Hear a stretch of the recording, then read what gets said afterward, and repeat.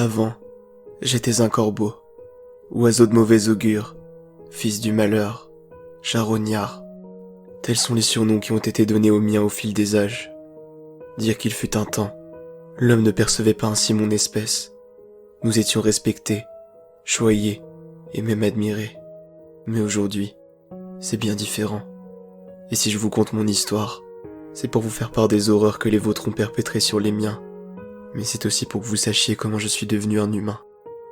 Mon nom est Millon. Je suis né sur les hauteurs des Alpes un soir d'été. Seul mon œuf, celui de mon frère Zébulon et celui de ma sœur Pia ont pu éclore. Les 3 autres ont été enlevés par un aigle qui avait profité d'un moment d'inattention de ma mère, trop éloignée du nid. J'ai été le premier à apprendre à voler. J'étais également celui qui affectionnait le moins être materné. Le plus rebelle, si je puis dire. Pourtant, j'aimais ma mère. Je l'aimais plus que tout. Elle avait tout affronté pour nous, pour notre sécurité. Des rats les plus affamés, jusqu'aux chouettes les plus sanguinaires, en passant par les serpents les plus dangereux. Notre mère était forte. Elle était celle qui menait notre groupe lors des migrations, et aucun d'entre nous n'aurait espéré un meilleur chef de troupe. Nous partions toujours dès l'apparition des premiers rayons du soleil, en direction des Pyrénées. Comme au matin de chaque départ, notre mère nous réveillait tous, et affichait fraîche mine, se montrant dès lors prête à migrer vers d'autres paysages. « Je me dois de vous rappeler d'être vigilant, comme toujours. » disait-elle. Comme d'habitude, restez groupés et ne vous éloignez pas trop des autres. En cas de problème, n'hésitez pas à croasser. Poursuivait-elle ensuite, avant de toujours ajouter. Et surtout, rappelez-vous de vous tenir très éloignés des humains. J'insiste là-dessus. Ma mère avait toujours mis notre clan en garde contre vous, et elle m'interdisait formellement de m'approcher trop près de votre habitat.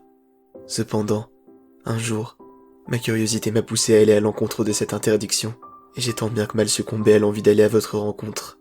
Un matin, j'ai volé jusqu'à la fenêtre d'une maison de campagne. À travers, je pouvais y voir une petite fille qui jouait dans sa chambre. C'était la toute première fois que je voyais un humain d'aussi près, et cet enfant semblait bien loin de la description des créatures sanguinaires contre lesquelles on me mettait habituellement en garde. Lorsqu'elle m'a vu à son tour, ses yeux se sont écarquillés, non pas de peur, mais d'une joie incommensurable. J'ai quelques secondes hésité à m'enfuir lorsqu'elle s'est précipitée vers la fenêtre en tendant les bras. Mais ma peur s'est dissipée lorsque j'ai plongé mon regard dans le sien et me suis rendu compte qu'elle ne montrait pas le moindre signe d'hostilité envers moi. Elle a ouvert la fenêtre et m'a délicatement saisi dans ses mains. Oui, je me suis laissé faire. « Joli petit corbeau » a-t-elle dit gaiement. Elle m'a ensuite affectueusement caressé la tête et je me suis de nouveau laissé faire sans broncher, lui faisant même comprendre du mieux que je l'ai pu qu'elle pouvait continuer sans problème. Ensuite, son petit frère est arrivé dans la pièce. Il tremblait tout son être, et je pouvais percevoir de la terreur dans son regard. C'est alors que j'ai compris que c'était ma présence qui l'avait mis dans cet état. « Élise, lâche-le, c'est un corbeau, ça porte malheur !» a-t-il crié. « N'importe quoi d'abord, c'est même pas vrai. C'est un joli corbeau. C'est mon joli corbeau, et je vais l'appeler Blacky. Blacky est gentil. Pas vrai, Blacky ?» Bien que je n'étais pas spécialement d'accord avec l'idée qu'on change mon prénom de cette façon, j'ai croassé comme pour acquiescer, et ainsi peut-être rassurer le petit garçon. « Non, de toute manière, t'as pas le droit d'avoir un corbeau, papa va pas être content. Papa, Élise essaie de me faire peur !» D'un coup, j'ai été pris de panique. Je cherchais désespérément une échappatoire, mais la petite fille avait fermé la fenêtre. Constatant ma nervosité, elle l'a ouverte et m'a laissé m'envoler. « Vole, Blacky, vole, et promets-moi de revenir me voir très vite. » À ce moment, je n'aurais jamais pensé y retourner. Pourtant, j'allais bien finir par le faire. Lorsque je suis rentré chez moi, dans les arbres, mon frère Zébulon est venu jusqu'à moi. Où t'étais passé comme ça? T'as été drôlement long. Je me promenais, c'est tout. Ah oui, et je peux savoir où t'allais te promener, Blacky? Espèce de sale fouineur. Tu m'as suivi, c'est ça? Bien à l'abri, à l'extérieur de la maison, oui. J'ai tout vu, tout entendu. Non mais t'as pas honte? Maman nous a pourtant interdit de nous approcher d'eux. Et je peux savoir ce que tu faisais là toi aussi dans ce cas? Je m'assure que tu sois pas en danger, imbécile. Imagine si l'un d'entre eux te dévorait avec ses dents répugnantes. Je t'interdis de parler d'eux comme ça. Les humains sont pas des monstres. Je préfère aller becqueter un serpent plutôt que laisser l'un d'entre eux me toucher avec ses pattes pleines de doigts. Mais... Au fait, je viens de penser à un truc. T'imagines si maman savait ça? Non, s'il te plaît, je t'en supplie. Lui dis pas. Je comptais pas le faire de toute manière. Mais je te rends pas service, petit frère. C'est toi le petit frère. Mon œuf avec l'eau le premier, je te rappelle. C'est ça. En tout cas, j'espère bien que l'envie d'aller voir cette humaine te reprendra pas. Sinon, compte sur moi pour te voler dans les plumes. Et l'avertissement de Zébulon ne me dissuada pas le moins du monde d'y retourner. Bien au contraire, il avait comme attisé en moi une encore plus forte curiosité. Cette curiosité qui m'a poussé à y repartir dès le lendemain, puis le surlendemain, et les jours qui suivirent le surlendemain. Élise était douce avec moi. Elle parlait toujours d'une voix tendre et joviale. Elle me caressait la tête, m'offrait des graines, et partageait parfois même la viande de ses déjeuners avec moi. Nous étions devenus des amis, j'en avais la certitude.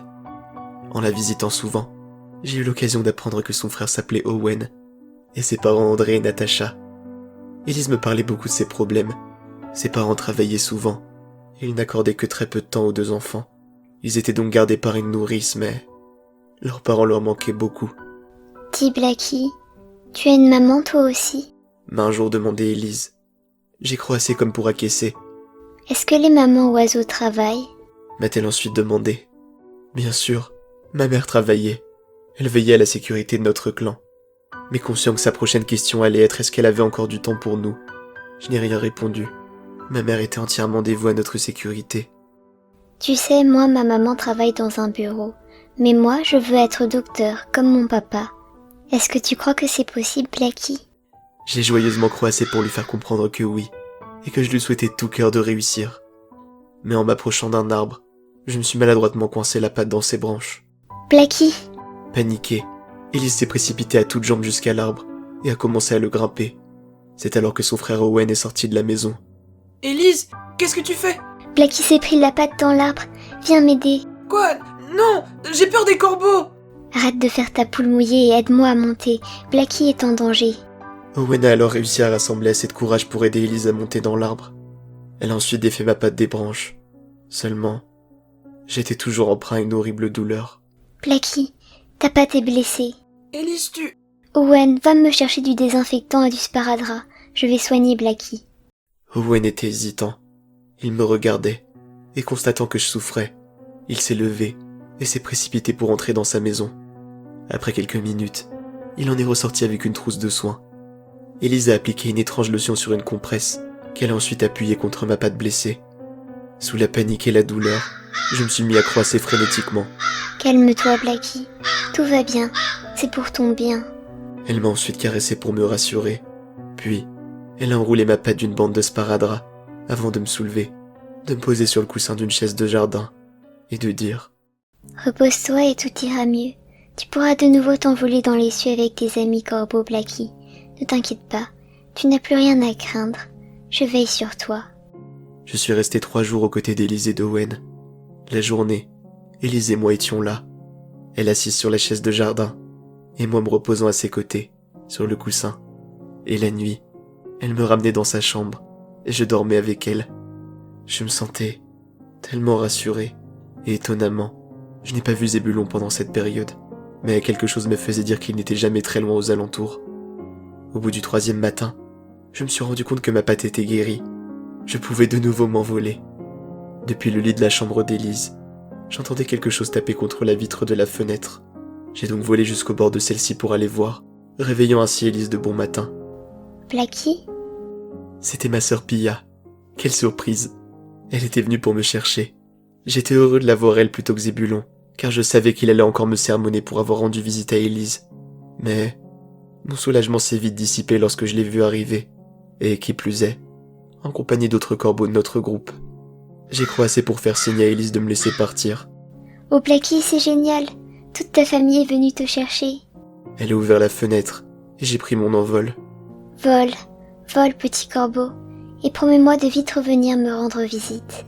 Et de nouveau, reconnaissant pour ce qu'elle et Owen avaient fait pour moi, et n'ayant qu'une parole, j'ai croassé.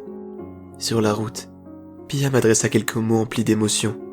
Mion, j'ai cru qu'on allait te perdre. Tu nous as fait tellement peur. Heureusement que t'es sain et sauf.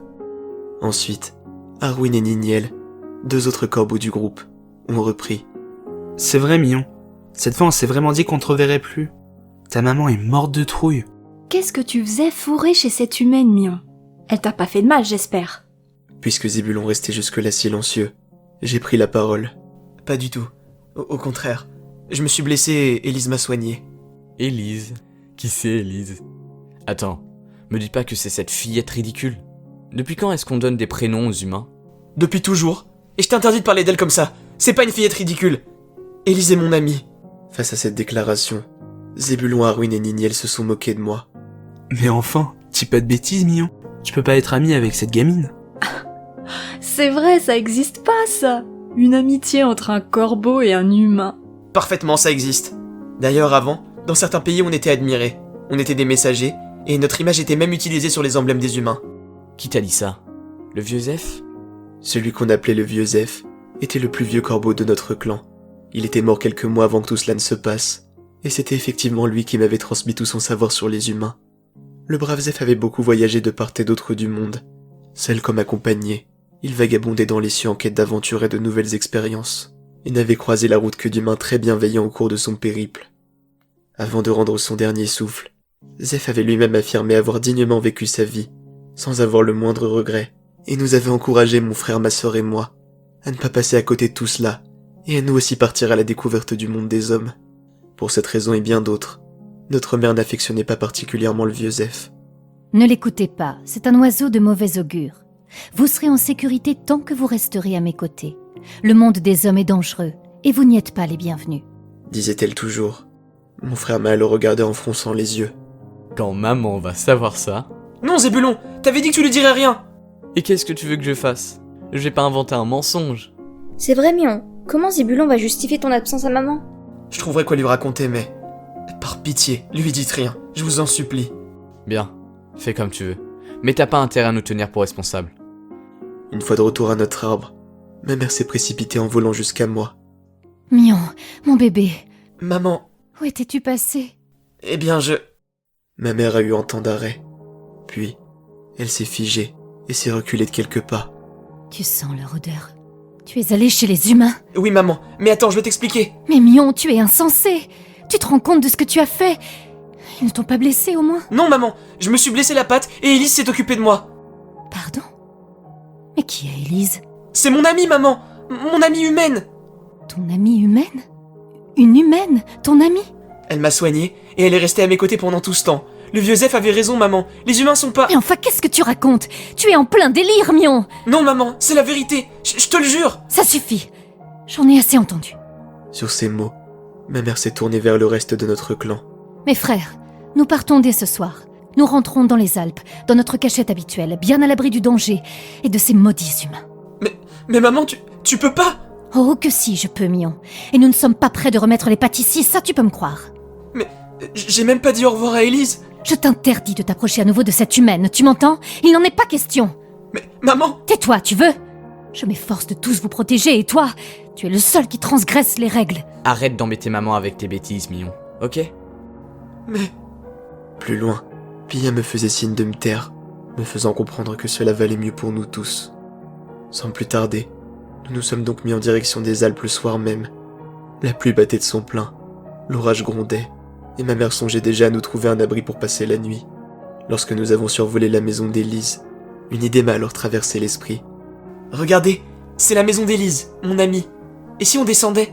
Peut-être que sa maman accepterait de nous garder sous leur toile tant que l'orage passe. N'y songe même pas, Mion. Nous continuons notre route. Rempli d'une rancœur sans nom après ma mère, qui nous avait fait partir prématurément, sans même me laisser le temps de faire mes adieux à mon ami, et têtu comme j'étais, je me suis malgré tout éloigné du groupe, et suis descendu à toute allure jusqu'à la maison d'Élise. Mion!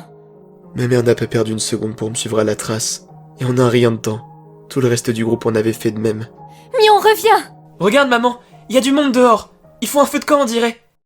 Arrivé assez près du feu de camp pour pouvoir distinguer les silhouettes des 3 personnes qui se trouvaient autour, j'ai pu remarquer qu'il ne s'agissait ni d'Élise, ni d'Owen, ni de leurs parents. Et avec terreur, je constatais que les 3 hommes qui se tenaient là étaient tous armés d'un fusil. L'un d'eux a pris la parole, et en riant, il s'est écrié « Regardez ce qui arrive droit sur nous. Encore ces oiseaux de malheur.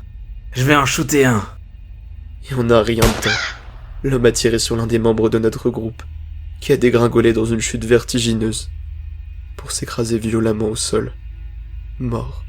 Ouais, peut mieux faire. Tu te crois doué? Eh ben regarde ça. Et quelques secondes plus tard, Un autre homme avait tiré sur l'un des nôtres, le tuant sur le champ. Enfin, un troisième s'est avancé et a braqué son fusil dans ma direction. Et maintenant, le meilleur pour la fin. Je vous parie que je touche le plus petit d'emblée. Mion, non! Ce qui se produisit ensuite resta à tout jamais gravé dans ma mémoire. Dans un élan incroyable, ma mère s'est placée devant moi, recevant ainsi la balle dans l'aile gauche à ma place. Maman! Elle a chuté, et tout le reste du groupe s'est précipité dans sa direction pour la rattraper. C'était la première fois que des humains voyaient ça. Regardez-moi cette bande de vermines. Ils ont failli te faire rater ta cible, Franck. On les achève? Et comment? Après avoir posé ma mère au sol, plusieurs corbeaux du groupe se sont jetés au visage de 3 hommes, les griffant violemment de leurs serres. Ah! Fichu oiseau de mes deux! Dans une rage meurtrière, un des hommes a mis fin au jour d'encore 3 autres des miens. Pendant le massacre de nos camarades, Zébulon, Pilla et moi, nous tenions aux côtés de notre mère. Maman! Maman, relève-toi! Relève-toi, s'il te plaît! Mion, Maman, relève-toi. Nous laisse pas. mes petits. Vous n'êtes pas seuls, mes petits. Les autres sont là. C'est toi qu'on a besoin, maman! Je suis là. Et je le serai toujours, mes petits. Je ne laisserai jamais personne vous faire du mal. Alors que les larmes commençaient à me monter aux yeux, je sentis un camarade me saisir l'aile gauche par le bec. C'était Arwin. Puis, Niniel est arrivé pour m'attraper la deuxième. Ils m'ont soulevé, m'éloignant ainsi de ma mère. D'autres encore sont arrivés pour emmener Zébulon et Pilla. Lâchez-moi! Lâchez-moi, je vous dis! On peut pas laisser maman ici, on doit l'aider! Elle arrive plus à battre des ailes! Mion, c'est trop tard! Non! Je refuse qu'on l'abandonne ici! Maman! Merci, mes frères. Merci infiniment. Battez-vous. Battez-vous jusqu'au bout. Et veillez sur mes enfants. On te le promet, Yana. Un des 3 assassins s'est approché d'elle, et en souriant sinistrement, il a lancé, On dirait bien que nous avons un rescapé. et en braquant son arme sur ma mère, il a dit Si seulement vous n'étiez pas aussi laid. Maman! J'allais savoir que le regard que ma mère et moi avons échangé ensuite allait être le tout dernier. Volez, mes bébés. Volez sans jamais vous arrêter. Je vous aime. Plus qu'aucune mère n'aurait pu aimer ses enfants. Et l'instant suivant, l'homme avait tiré sur elle. Voilà qui est fait. Alors que j'hurlais désespérément, ces énergumènes n'entendaient rien de plus que ce qui n'était pour eux que de stupides croassements. Et rapidement, nous nous sommes éloignés de la maison d'Élise. Et nous avons volé jusqu'à une grotte. Ce soir-là, le cœur lourd, comme le font et l'ont toujours fait les nôtres lors de la perte d'un proche. Nous nous sommes rassemblés, et tout en nous tenant immobiles, nous avons fait une minute de silence. Notre clan n'avait plus de guide, plus de chef, plus de mère, et notre calvaire ne faisait que commencer.